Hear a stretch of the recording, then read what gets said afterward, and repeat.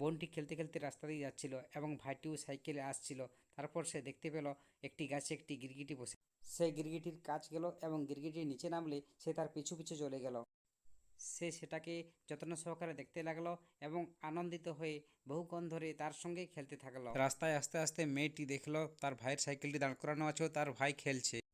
মেয়েটি পা দিয়ে সাইকেলটি উল্টিয়ে দিল এবং সেটি তার ভাই দেখতে পেল ও দাঁড়িয়ে সাইকেলটির দিকে তাকালো। তারপর বোনটি হেসে হেসে চলে যাচ্ছিল। তারপর ছেলেটি সাইকেলটির কাছে গেল এবং কষ্ট করে কোনো রকমে সাইকেলটিকে উঠালো এবং প্রচণ্ড রাগে তার দিদির দিকে তাকিয়ে থাকলো। তখন তার দিদি হঠাৎ করে পড়ে গেল। তার দিদিকে পড়তে দেখে ছেলেটি ছুটে তার দিদির কাছে এলো এবং তাকে তুলল।